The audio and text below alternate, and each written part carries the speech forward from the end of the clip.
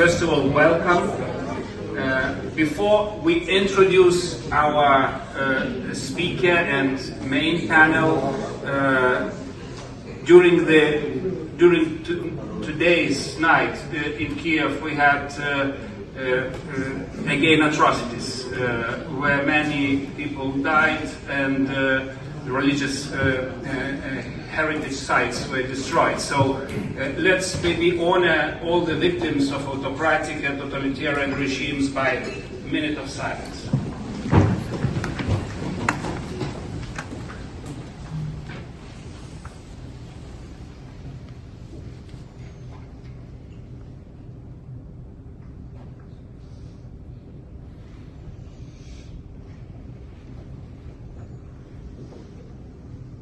Thank you.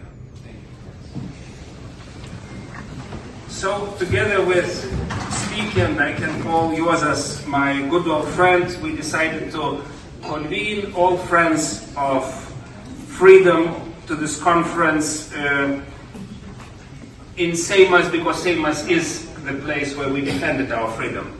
And yours is also the person who represents linked to America. His family re-emigrated from Pennsylvania, from Scranton, where most of your leaders were born, then sent to Siberia. He was born in Siberia and now back. So Jose, please open the conference. You to the Seimas of the Republic of Lithuania, as we come together to commemorate 250th anniversary of American independence and reflect on our shared achievements in striving for freedom. Let me start with the famous verse from United States Declaration of Independence. We hold these truths to the self-evident that all men are created equal. This iconic phrase was written in 1776 in the circumstance of that time, later become a powerful source of inspiration of human rights and justice around the world. It continues to serve as a moral compass today when we speak about the fundamental rights and freedom, such as human dignity and the right to life, the right to liberty and freedom and thought, religion, expression, and assembly. Equality before the law and non-discrimination, the right to vote, the presumption of innocence, and the right to a fair trial. The history of Lithuania gives us a profound understanding of the values of freedom and democracy. We are meeting today in the Сейме, where Lithuanians' freedom was defended just 35 years ago. Freedom was not given to us for granted.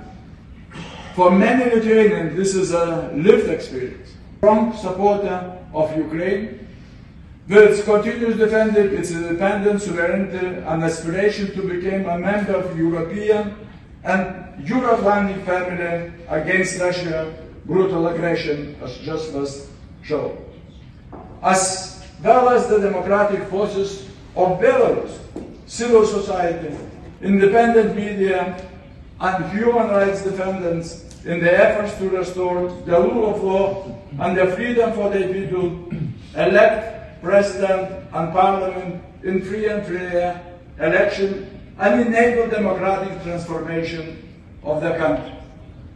Freedom movements do learn from each other and support one another.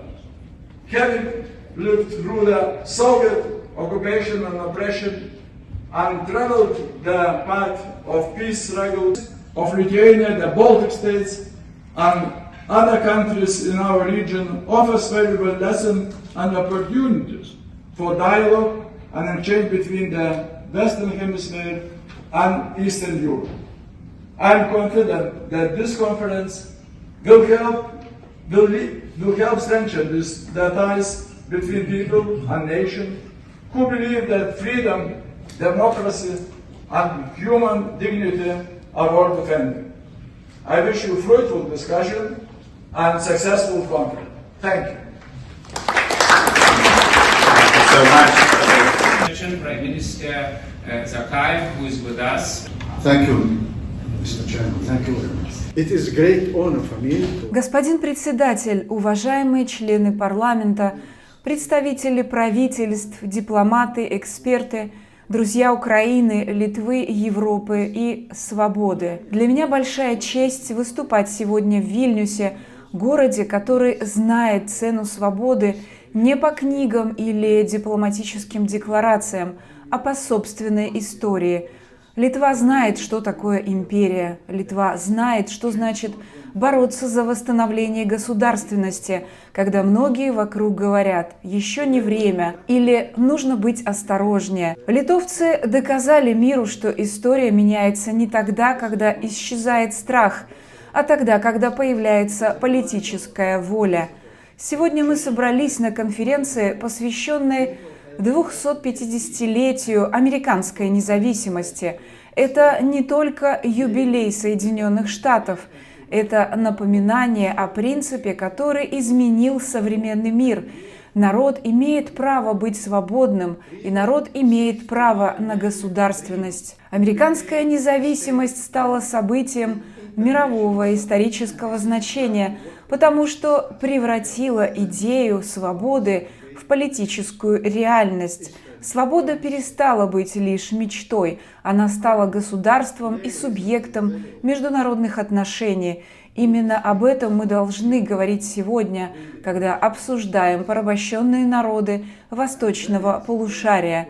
Потому что вопрос Чеченской республики Ичкерия – это не только чеченский вопрос. Это вопрос о том, готов ли свободный мир рассматривать не только последствия российской агрессии, но и ее причину. Сегодня все говорят о войне против Украины, все говорят о европейской безопасности, но мы должны честно сказать, война России против Украины началась не в 2022 году, она началась даже не в 2014 году.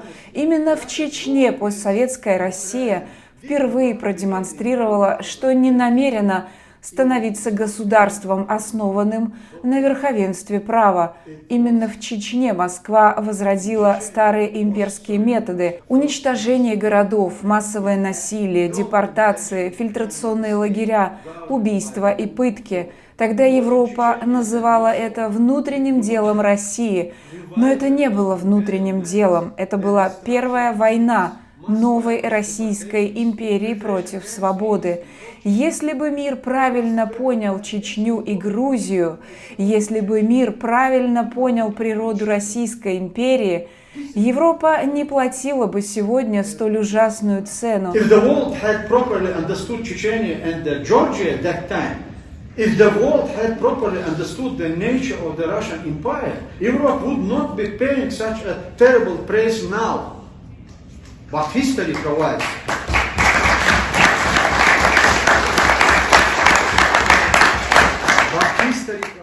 Но история дает не только трагические уроки, она также предоставляет возможность исправить ошибки. И сегодня такую возможность открыла Украина. 18 октября 2022 года Верховная Рада Украины сделала исторический шаг, признала Чеченскую республику Ичкерия временно оккупированной Российской Федерацией и осудила геноцид чеченского народа. Это был не просто символический жест, это был акт стратегического понимания. Украина, которая сама ведет борьбу против российской агрессии, стала первым государством, ясно заявившим: проблема России заключается не только в Путине. Проблема России заключается в имперской структуре, которая веками удерживала народы силой и превращала их в ресурс для новых войн. Сегодня я хочу обратиться прежде всего к государствам Балтии, Польши, странам Восточной Европы и тем народам, которые сами пережили советскую оккупацию и российское господство. Многие наши друзья говорят нам, все зависит от Украины. Да, это правда, сегодня очень многое зависит от Украины. Украина защищает не только свою землю, Украина защищает европейскую цивилизацию, демократические институты и право народов жить свободно, без имперского диктата. Но фраза «все зависит от Украины» не должна превращаться в удобную формулу для откладывания собственной ответственности. Если все зависит только от Украины, тогда другие страны перестают быть субъектами истории и становятся лишь наблюдателями, ожидающими, пока их судьба будет решена. И государства Балтии лучше других знают, что ждать милости от истории опасно. История уважает тех, кто принимает решения. Сегодня Европа стоит перед тем же выбором. Можно сказать, сначала Украина должна победить, а потом мы будем обсуждать права порабощенных народов. Можно сказать, сейчас не время говорить о деколонизации России. Но я хочу сказать прямо, если мы не будем говорить о деколонизации России сейчас, то после этой войны Европа, возможно, получит передышку, но не получит мира. Потому что без преобразования России в государство, основанное на верховенстве права, мира в Европе не будет. И преобразование России в правовое государство начнется не с очередного обещания Москвы стать демократической. Мы уже слышали эти обещания раньше. Мы слышали их после распада СССР. Преобразование России начнется только тогда, когда мир признает фундаментальный факт. Российская Федерация – это не просто авторитарное государство, это имперская структура, построенная на подчинении порабощенных народов. И первой проверкой этой истины является Чеченская республика Ичкерия. Почему именно Ичкерия? Потому что Чеченская республика Ичкерия была независимым политическим образованием, возникшим в период распада Советской империи, потому что чеченский народ выразил свою волю быть свободным, потому что Россия уничтожила эту государственность посредством войны, потому что сегодня территория Чеченской республики Ичкерия находится под оккупацией и контролем Российской Федерации. И если Европа признает оккупацию Украины, если Европа признает незаконность аннексии Крыма, если Европа признает право балтийских народов на восстановление независимости после советской оккупации, тогда Европа должна обладать политической честностью, чтобы признать, что Чеченская республика Ичкерия также является оккупированной. Это не радикализм. Это правовая логика, это историческая последовательность. Это начало серьезной политики в отношении России. Сегодня мы часто слышим, Россия должна потерпеть поражение. Но что означает поражение России? Настоящее поражение Российской империи означает демонтаж самой имперской модели. Оно означает признание права порабощенных народов на политическую субъектность. Европа не может бесконечно защищаться от России, не задавая фундаментальный вопрос, почему Россия вновь и вновь порождает войны. Ответ очевиден, потому что Россия никогда не была деколонизирована. Советский Союз распался, но Российская империя так и не была полностью демонтирована. Многие народы получили независимость, но многие остались внутри новой Российской Федерации, где империя лишь сменила флаг, язык и правовую форму. Сегодня эта неразобранная империя вновь угрожает Европе. Первыми странами, находящимися под угрозой, являются те, что граничат с Россией. Литва, Латвия, Эстония, Польша и Финляндия прекрасно знают, что российская угроза – это не теория, это не тема для академических дискуссий, это вопрос жизни, безопасности и будущего. Поэтому я хочу сказать совершенно ясно, Признание Чеченской республики Ичкерия оккупированной – это не только помощь чеченскому народу, это вклад в безопасность самой Европы. Это способ сказать будущей России, что правовое государство не может быть построено на оккупации. Сегодня я обращаюсь к парламентам Литвы, Латвии, Эстонии, Польши и других европейских государств. Последуйте примеру Украины. Рассмотрите резолюцию о признании Чеченской республики Ичкерия временно оккупированной Российской Федерацией. Осудите преступления, совершенные против чеченского народа. Откройте политический диалог с представителями Чеченской республики Ичкерия. Включите вопрос Северного Кавказа в обсуждение будущего европейской безопасности. Это не означает, что все проблемы будут решены завтра, но это означает, что Европа начнет говорить с Россией не на языке страха, а на языке исторической правды. Я убежден, что безопасная Европа невозможна без свободной Украины. Но я также убежден, что прочный мир в Европе невозможен без деколонизации России. А деколонизация России начинается с признания правды. Правды о Чечне, правды о том, что Российская империя должна перестать быть империей. Украина уже сделала этот шаг. Теперь вопрос заключается в том, последуют ли ее примеру те страны, которые лучше других понимают цену оккупации и цену свободы. Европа, которая не поможет деколонизировать Россию, будет обречена снова и снова защищаться от России. Но Европа, которая осмелится принимать исторические решения, может стать не только пространством защиты, но и пространством освобождения. Спасибо. Thank you for your attention. Thank you very much. Probably most influential American senators and congressmen, just was mentioned Jesse Helms, and I remember sending to you invitations, like a chairman of Foreign Affairs Committee. I would like to say today to you, after 35 years, fundamental thank you. You united us with American-Lithuanian community. Additional 1 million people who were there, and with political elite of the United States. Thank you for that. And another secretary, always they would also agree. But they were working together. They were very young, 22 or something. So, Anna, we are good to you. Thank you. Okay, now we go to those two more or less farewell videos from the Hill. Senator Durbin. Hi, Senator Dick Durbin here, and a proud son. Since Russia's full-scale invasion of Ukraine, the security threats facing the region have become very, very real, including Russian and Belarusian efforts to destabilize the Baltics through disinformation, hybrid attacks, and airspace incursions. But Russian bullying has failed, and the Baltics remain the strongest supporters of NATO and Ukraine, providing critical military, humanitarian, and diplomatic support.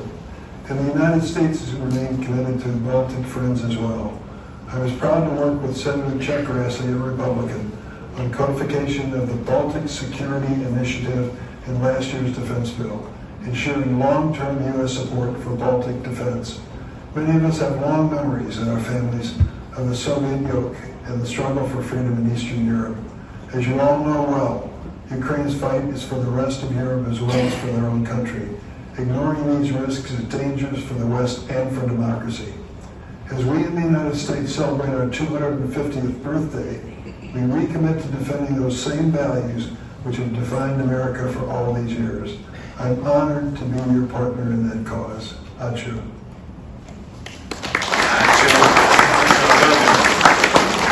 And now called Ohio home. Their patriotism, faith, hope, and hard work have lifted our nation and liberty forward, generation after generation. I wish I could join with you in person and sincerely appreciate the ability to address you today virtually.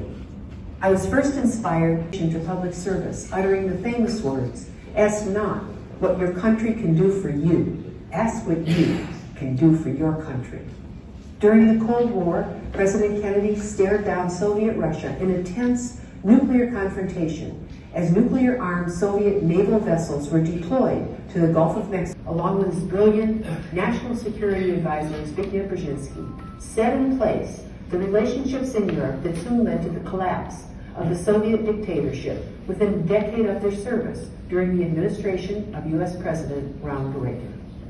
On the occasion of America's 200th anniversary, President Carter said, and I quote, "The bold and brilliant dream which excited the founders of this nation influence seeking to reverse the trajectory of global freedoms, we stand strong in our commitment to liberty and justice for all." Your gathering plants new seeds that will flourish in the decades to come. And your continuing resolve and partnership is essential to strengthening freedom's bloc. Now, future generations will stand on our shoulders if we but keep the watch. Today, your assembly recalls the spirit of past, brave freedom lovers who rose against tyranny and refused to bow before it. The struggle of the United States leading up to the drafting of our Declaration of Independence in 1776 drew its foundational principles from Europe. And in the 250 years since, gaining their own liberty around the globe, together we are strong. Thank you all for celebrating with our nation in its 250th year of American independence. The American people remain grateful to share our heritage with nations such as the Republic of Lithuania and all our partners across Europe and around the world. Together, we reflect upon historic achievements such as the Wells Declaration of the Baltic states. We remember how the U.S. boldly recognized that the Lithuanians were a captive people rather than a willing republic of the USSR. This spirit of non-recognition was also in the Trump administration's Crimea Declaration, a policy that should still be reflected today. And we also recognize the spirit of courage that the people of America and Lithuania will always share, whether in triumph, as we celebrate how the Lithuanians united with their Baltic neighbors in the Baltic chain. Lithuanians inspired Americans then and now again today as they safeguard their freedom from Russian aggression. Today, the same Russian unprovoked invasion rains down an unprovoked war on Ukraine.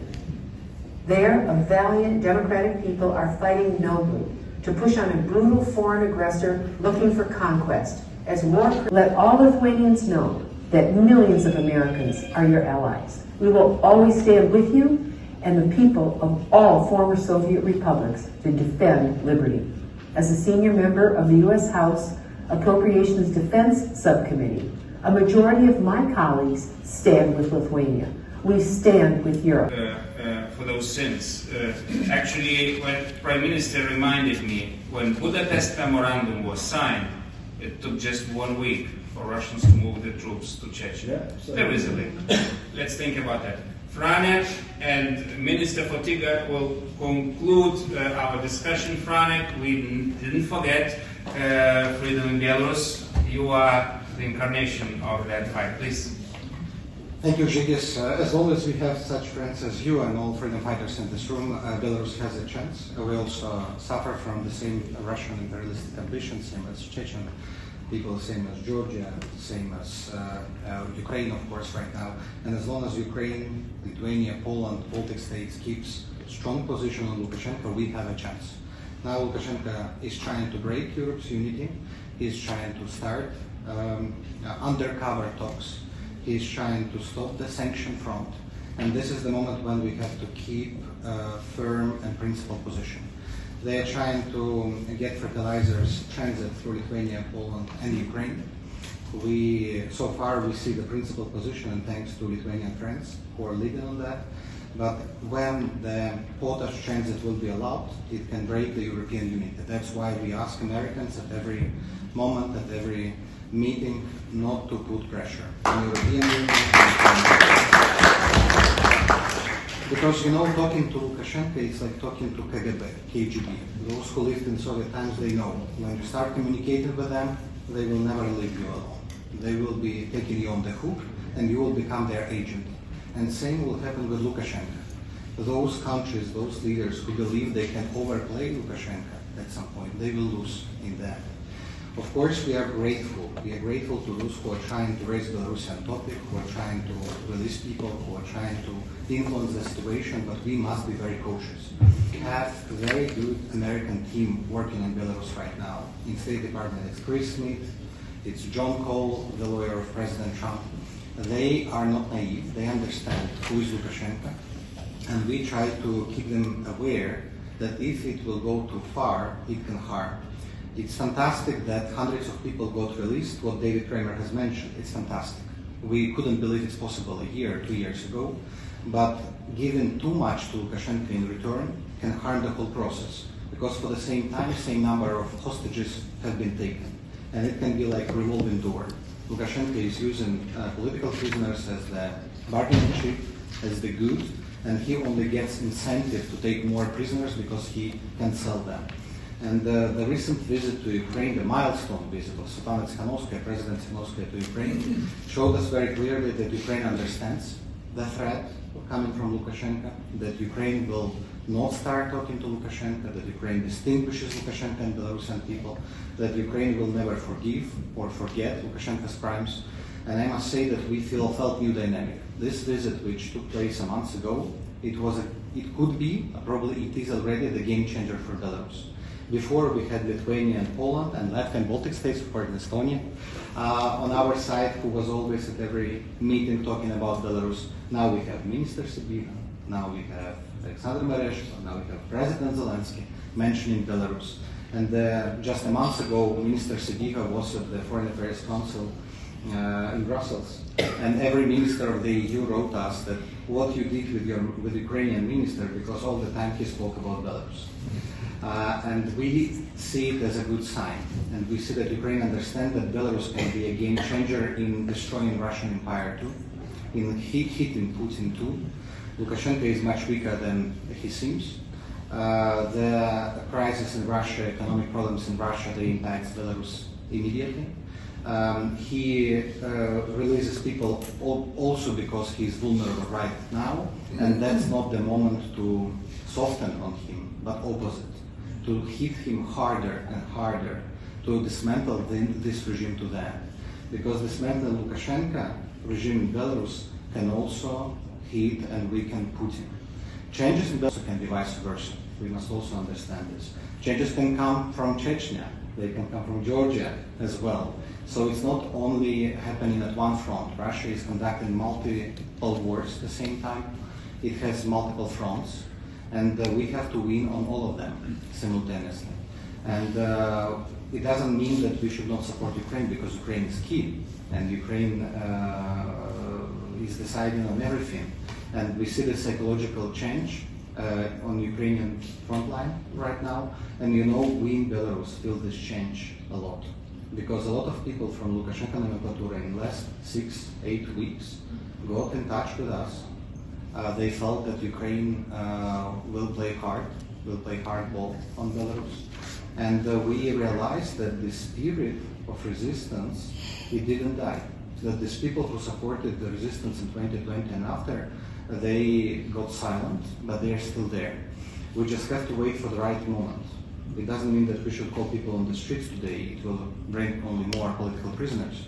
But the moment can open in the very close perspective. And Ukraine will definitely play the leading thing here. And my last point, our scenario change is that we have to create the duality of power in Belarus. And thanks to our friends, Lithuania first of all, who accepted Svetlana Tikhanovskaya here, Poland, European Union countries, they played a big role in legitimizing alternative center. Svetlana Tikhanovskaya is recognized not only by Belarusians as legitimate leader, but also by many countries in the world. And for 6 years, we keep this level very high. And Lukashenko cannot do anything.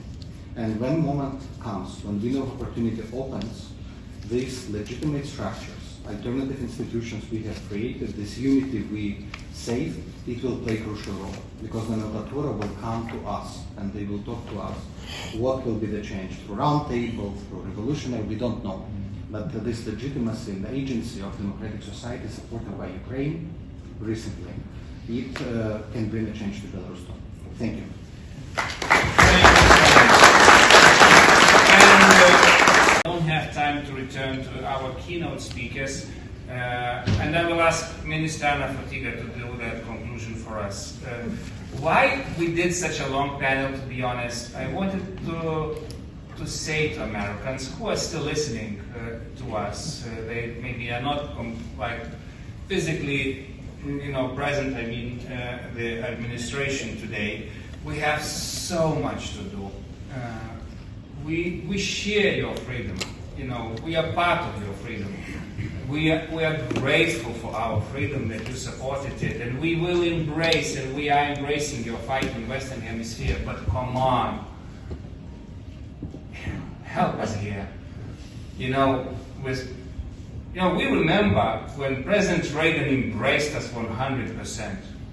We created so many happy people. So many nations who are thriving and rich and happy, but we need you back. So I know that good Americans are listening. David, you are listening somewhere in Dallas. Your time will come.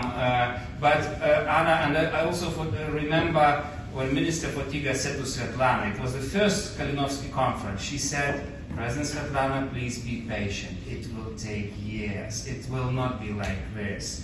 You will go to the darkest moments, but you will resurface. It took 9 years for us in Solidarność to fight for first election. So, Minister Fotyga, you did it. We were fighting with you on every corner. Nobody then listened to us. Now everybody listens. So, what is your message to Americans?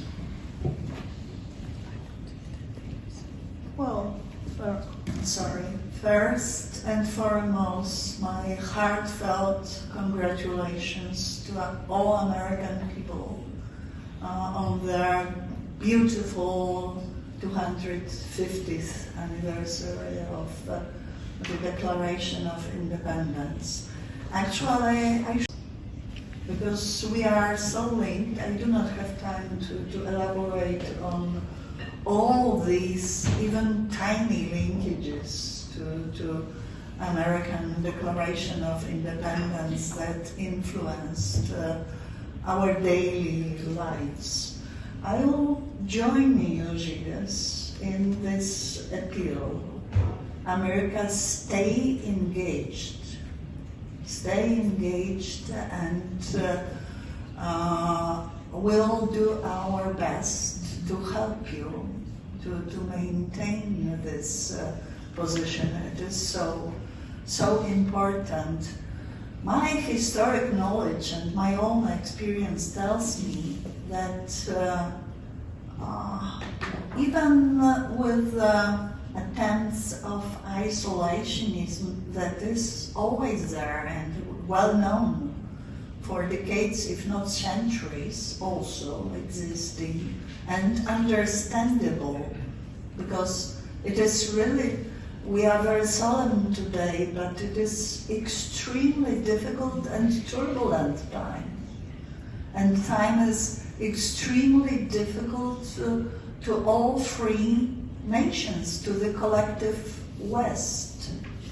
Yet, re-engagement is extremely costly, costlier than staying engaged and staying together. And I know that we can count on you. Žygis, congratulations to Lithuania. You know, I'm the friend of Lithuania, so I really appreciate all your efforts, and please understand it is positive statement, because I also know what that means to punch even sometimes above your weight. But it is necessary sometimes, and it brings good effects, so we have to do this. And one more solemn thing, Ahmed, we do work on and quite constantly on decolonization of Russia, earlier of the Soviet Union. We know it is not complete. But here I would like to mention and commemorate really a fantastic person who was behind this process recently, unfortunately late Janusz Bugajski, who was absolutely instrumental to make people understand all processes. And maybe one additional, more personal remarks. We have here also leaders of independence movement, variety of independence movement from Latin America. And we speak about the Western Hemisphere as well, not only. We've been focused on this for, it's not distant ambassador to us in Central and Eastern Europe. Actually, it was the Polish Pope John Paul II ending very tricky methods used by communism in this respect by Cuban and Soviet communism vis-a-vis societies of Latin America and even farther. One of them was theology of liberation, that we were quite well taught by the late Holy Pope John Paul II about this, and later after regaining of sovereignty by Poland in 1998, we also already saw changes going on there. So we stayed supporting freedom in Latin America.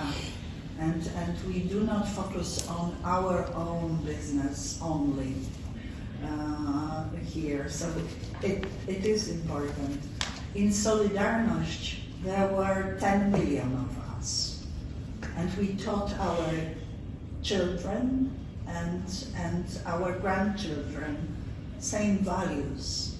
That is probably the explanation of very spontaneous reaction of Poles the first day of full-scale Russian aggression of Ukraine, but also reaction of state. Why it was the Polish ambassador staying as, well, almost only there. The other one was Chinese, so just to not to mention it. So I think that there are many silent strengths within our region and within community of captive nations. We have to stay together. And thank you once more. Thank you, US, for staying with us. Thank you so much.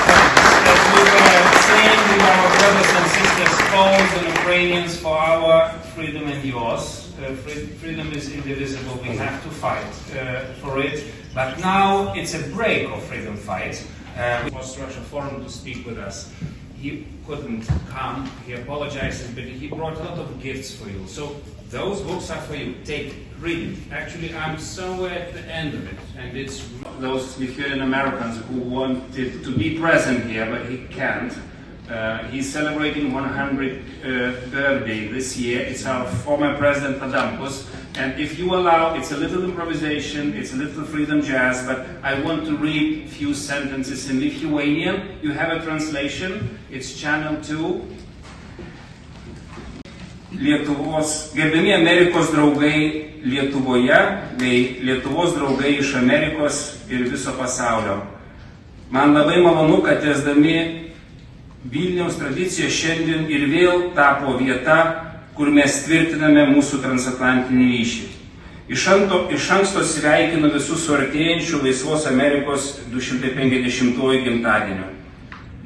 Atsiprašau, kad negaliu prisijungti prie jūsų fiziškai, bet prašau atsiminkite, kad Amerikos svajonė, kurią jau kelis šimtmečius kūrėme kartu su mūsų broliais ir seserimis amerikiečiais, privalo būti labiau apginta ir apsaugota. Ne tik laisvame ir demokratiškame vakarų pusrutulyje ar Indijos ir Ramiojo vandenynų regione, bet ir laisvoje ir nedalomoje Europoje. Padariau labai daug, kad Lietuva įtvirtintų savo laisvę ES ir NATO. Bet mūsų visų misija šiandien apginti ir ukrainiečių laisvę mūsų visų transatlantinėje šeimoje. Kartu su amerikiečiais turime užbaigti tai, ką pradėjome Bukarešto NATO viršūnių susitikime.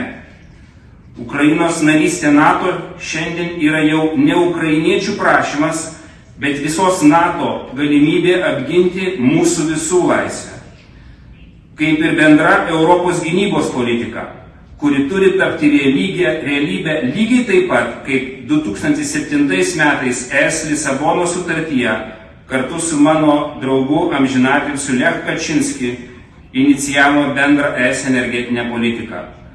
Linkiu jums didžiausios sėkmės, esu visada su jumis, jūsų prezidentas Valdas Adamkus.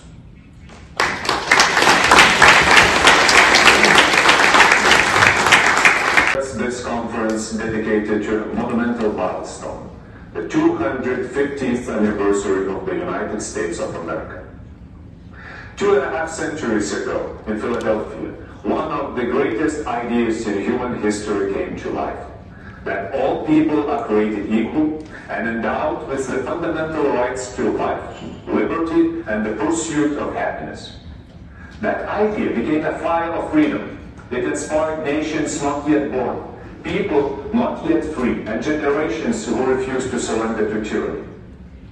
For Lithuanians, America's story is also our story. When Americans rose to defend their liberty, sons of the Polish Lithuanian Commonwealth stood with them. One of them was Tadeusz Kościuszko. He did not fight only for a foreign nation, he fought for a universal ideal. And in doing so, he created one of the first links of friendship between our people. Throughout the darkest decades of the 20th century, when Lithuania was erased from the map by Soviet, more than patriotic songs and an unbreakable will, we knew we are not alone. America kept the flame alive for us when we could not. Today, the battle lines of freedom have not yet disappeared. They have simply shifted to our friends from nations still ruled by fear, censorship, and autocracy. We stand with you. Lithuania knows the weight of oppression, but we also know the power of breaking those chains. Freedom is stronger than fear. Freedom is worth living for, fighting for, and if necessary, dying for. Today, this truth is most visible in Ukraine. The lesson of history is clear. Freedom does not survive alone. Freedom needs friends. The Ukrainian people are defending the same principle that inspired Philadelphia in 1776. Sustained Lithuania through occupation and continues to inspire free people everywhere. As we look toward America 250, let us recommit ourselves to the transatlantic alliance. Let us remember that freedom is never self-sustaining. Every generation must cherish it. Every democracy must nurture it. Every nation must stand beside another to defend it. Lithuania and the United States will remain inseparable allies in defending the global front line of democracy. Happy early 250th birthday, America. Benivua Laisvė. Let freedom ring. Thank you.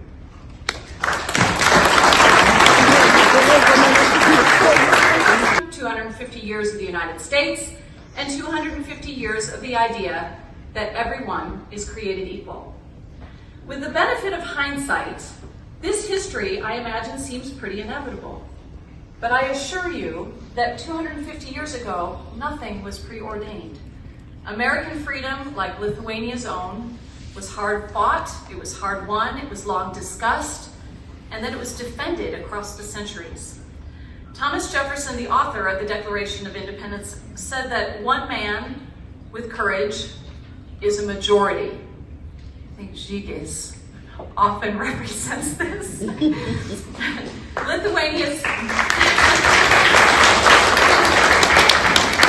Lithuanians know something about courage.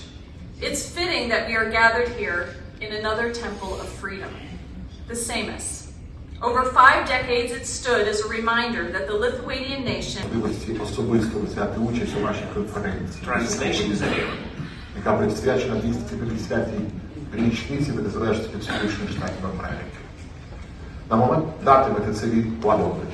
Разом з королівством ми працюватимемо над подальшою реалізацією угоди про сторічне партнерство між Україною та Сполученим Королівством, а також над зміцненням підтримки України в умовах триваючої російської агресії, яка, на жаль, досі не припинилася.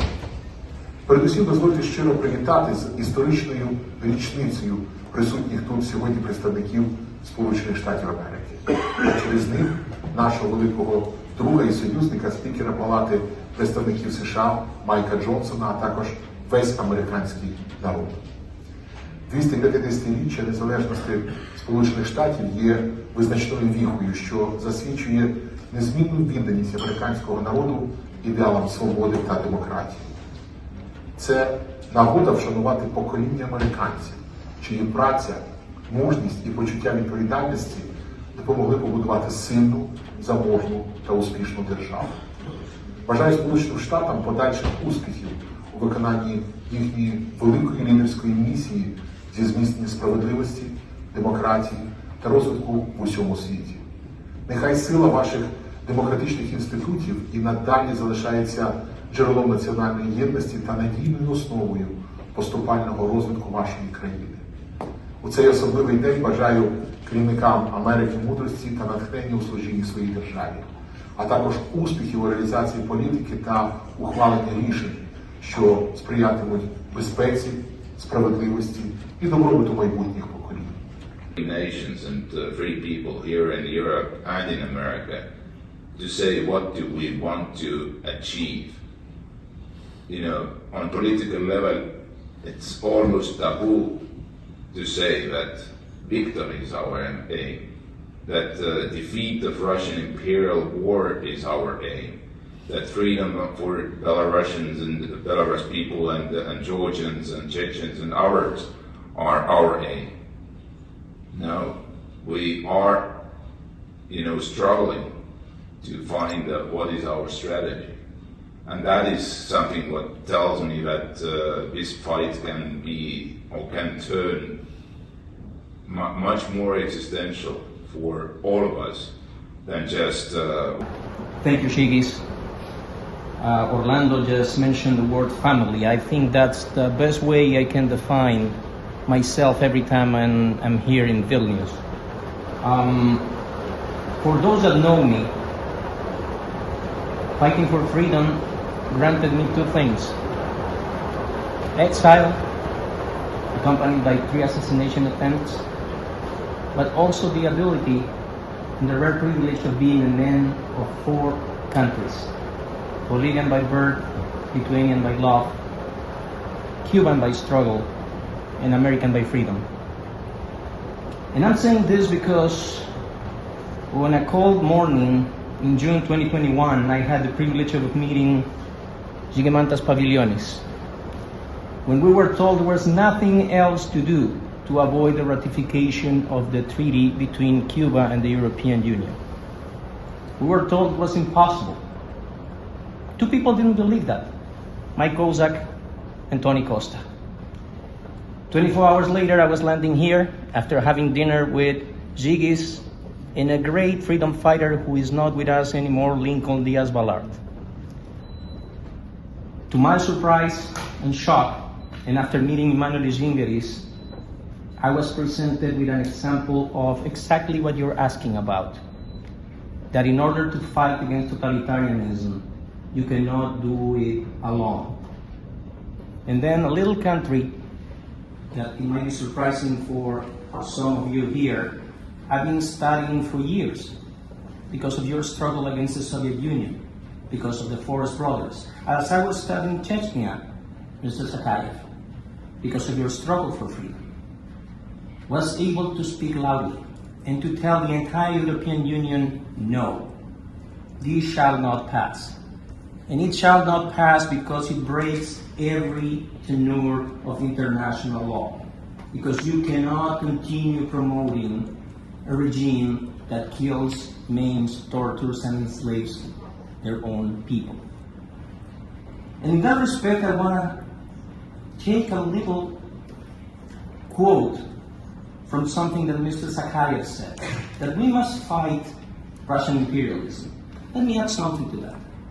We must fight the idea that the Soviet Union planted in Western societies, that communism and socialism can be condoned. That is not a fact. History teaches us that the first ally of Nazi Germany was the Soviet Union. No one in this chamber would dispute that. Not after listening to the words Molotov-Ribbentrop. Not after knowing that the same tanks that were rolling over Europe were first honed and perfected in Kazan. So when we're talking about that, we need to fight against the concepts that propel Western societies to manufacture excuses for that regime.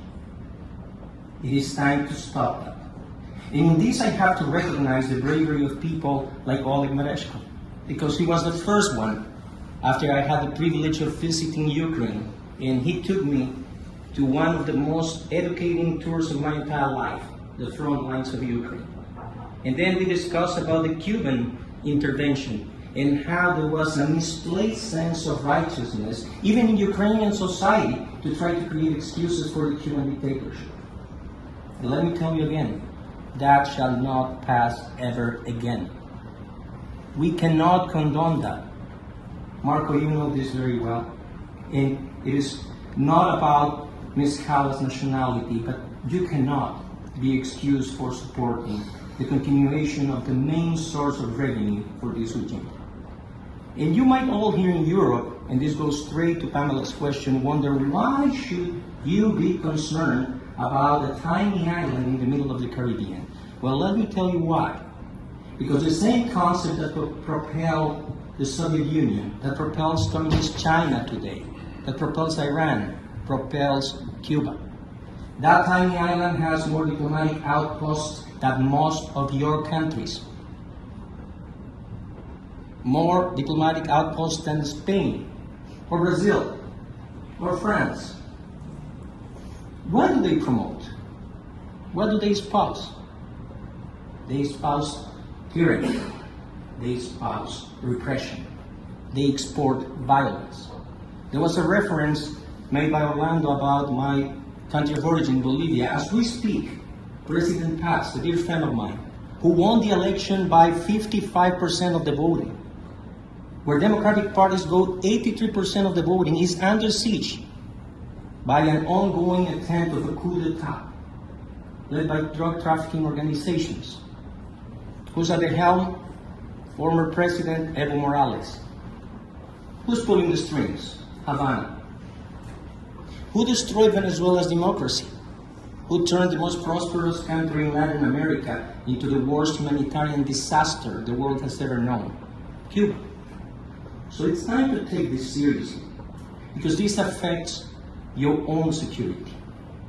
As a final reflection, I want to bring to you a name that probably is not going to ring any bell initially, but it's about a ship, a tanker named Skipper.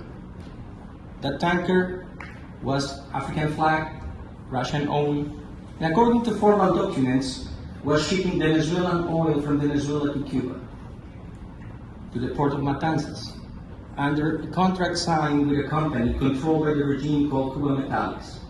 Now ask me how many times that ship actually docked in Matanzas. Don't ponder too much. Never.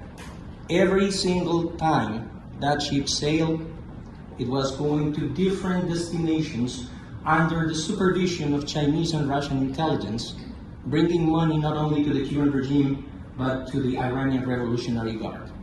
Don't trust me. These are public documents that have been made available by the United States Department of Justice. As we speak here in Vilnius, as per public sources, 2 Cuban nationals are detained, accused of terrorism and spying in favor of the Russian Federation. So Pamela's question is more poignant now than ever before, because the only way to fight against this is with total and absolute integration and understanding. Integration of our resources, of our voices, of our legitimacy, and our resources in terms of law enforcement, economic cooperation, and supporting freedom fighters. Freedom fighters I'm proud to call brothers, like Orlando Gutierrez, like Rosa Maria Payá. People like Maria Corina Machado. People that are fighting to bring back democracy. Because without democracy, and I'm going to quote President Reagan, we're only one generation away from darkness. Thank you, Gigis. It's always a privilege.